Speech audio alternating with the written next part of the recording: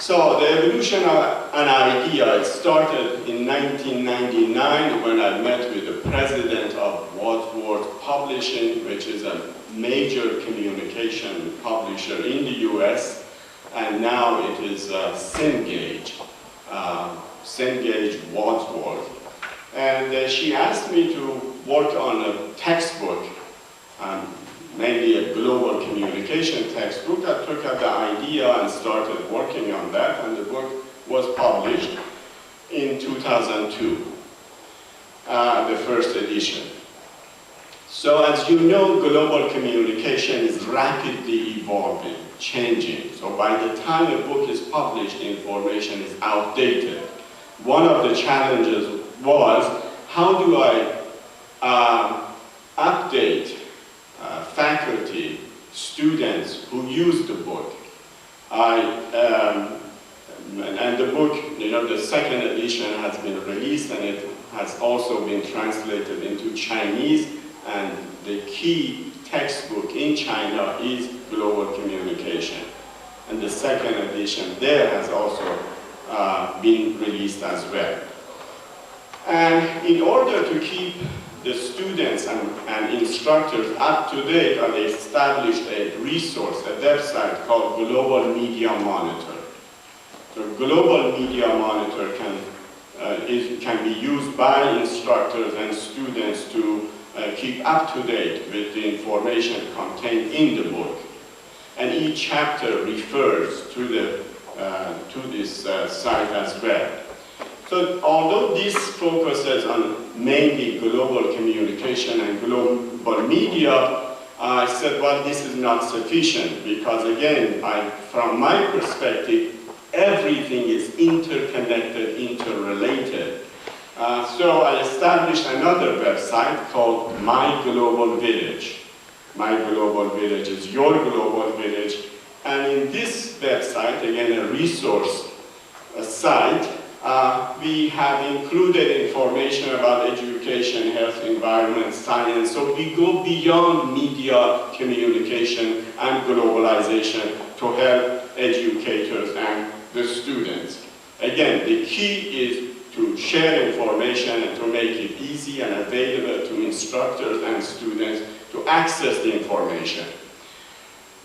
And then in 2000, 4 universities, my university, Purdue University, Calumet, University of Texas, and Southern Illinois and Ohio, we established the Global Fusion Consortium. Chancellor Howard Cohen, who is here, he attended one of the conferences that we had in Chicago, a very successful conference in downtown Chicago, and gave a keynote speech, I think, there. So we had those conferences, annual conferences, for 7 years. It is still continuing. And then we had, you see, it's what I call the snowball effect, you see. And then I said, well, there still needs to be more. Hence the idea of establishing the Global Media Journal. The first issue of Global Media Journal came out in fall of 2002. And now that I'm standing here, we have 17 independent editions throughout the world. And GMJ is breaking new grounds, new directions in communication and publication and research. These are the existing editions. I have to note that these various editions stand alone. They are not translations. Each edition has its own editor, its own advisory board, and they publish original research written by scholars and professionals in those countries. So we have the American edition at Purdue University Calumet. We have African edition. And if you have internet, or when you get a chance, you can visit the website and look at the various editions. Have the Arabic edition, Australian edition. All of them, you notice, are hosted by major universities. Canadian edition.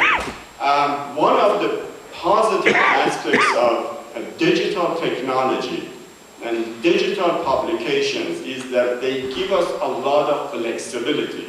For instance, the Canadian edition, when you visit that edition, on the first page, it gives you two options. Do you want to view it in French or in English? You click. I mean, you can have 5 languages. You can have 10 languages, right? I mean, think of the possibilities. And in the future, as the translators, electronic translators are becoming better and better, we are going to incorporate translators into each edition. So when you go to the Russian edition, you can use the translator and learn about the articles contained in that edition. I can give another presentation about the advantages of the digital publications, but this is not the place to do that, okay? So a tremendous amount of flexibility. And the Chinese publish the journal in print and also online simultaneously. You see, there you have two models that are very different from the traditional publication. We have the Indian edition at Calcutta University, Mediterranean edition, the Persian edition, University of Tehran, Pakistani edition, Polish edition, and the editor of the Polish edition, Tomasz Puldowski, is here, sitting in the back there. I encourage you to join him and join the advisory board and contribute to the Polish edition. And again, teamwork. We are talking about teamwork and cooperation. And the Mexican edition and the Turkish edition, Brazilian edition, German edition, Malaysian edition will be inaugurated shortly. And Rasila is here from Malaysia. Hopefully the first issue would be in place by next year when we are in Kuala Lumpur.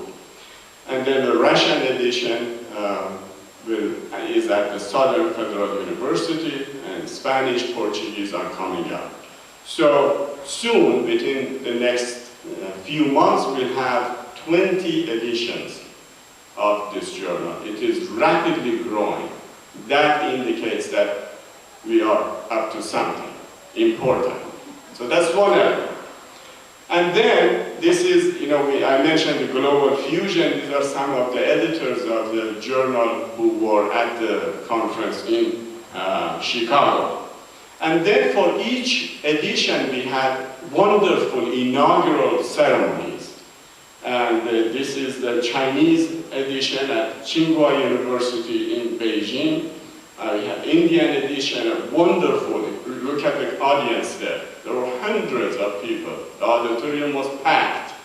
Wonderful ceremony there. The Canadian edition, the same, was a very successful event, and so forth.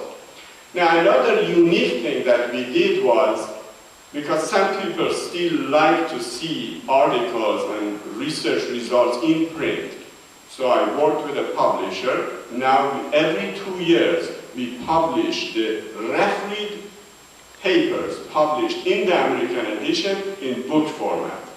So we have created a GMJ book series.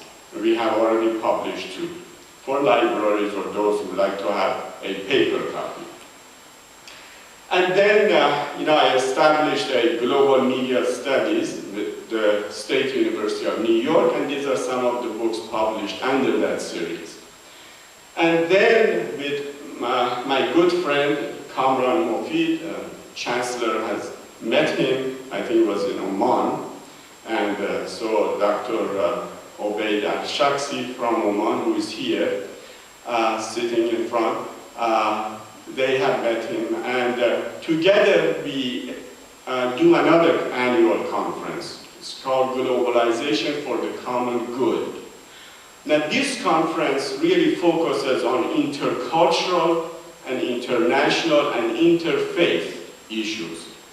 a very successful conference, and our next conference, the 10th conference, will be next year in Alexandria, Egypt. Okay? And together we have also established a journal called the Journal of Globalization for the Common Good. You see the emphasis that you pay attention to the emphasis. Common good. Whatever is for the common good, we are for that. Okay? So that's another event, and that journal was inaugurated in Hawaii in 2006. And then I have published many books. These are some of the examples in the area of global media studies. And this one received, in 1996, the Book of the Year Award from National Communication Association, and some of them have been translated into other languages. And the most recent book is this one, came out last week, in fact, Media, Power, and Politics in the Digital Age. And it's about a controversial presidential election in Iran. And then we continue, right? Snowball effect. And then I established the Center for Global Studies at Purdue University. Again, we do panels and we do, host speeches and so forth. And then comes Global Communication Association, inaugurated in Shanghai. Shanghai University did a wonderful job. It was a fantastic conference in cooperation with Tsinghua University, Shanghai, Beijing, Foreign Studies University, Purdue, and Duke University. It was a tremendous start. And these are some of the images from that conference, the inaugural conference, and some of the attendees. You see, we had altogether nearly about 200 attendees at the inaugural ceremony. And many of those have attended the previous conferences. And some of them could not come to this because they couldn't get the visa, especially the Chinese. And this is the conference in Oman, at Sultan Qaboos University. Again, Dr. Obaid Al-Shaksi is sitting right here. He did a wonderful job of organizing that successful conference in October 2008. And then, last year we were in India. Again, another wonderful, highly successful, visible, highly publicized conference in India. And in the middle, you see the governor of the state in India, who gave a marvelous presentation at the opening ceremony. Again, hundreds were in attendance, a lot of media coverage.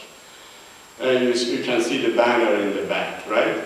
And I think you were in attendance there. So you see, people who come to these conferences, they realize what we are doing. And they spread the word and they continue to support. This is the only way to move ahead, to grow, and to have a positive impact on the future of education and hopefully the future of the world.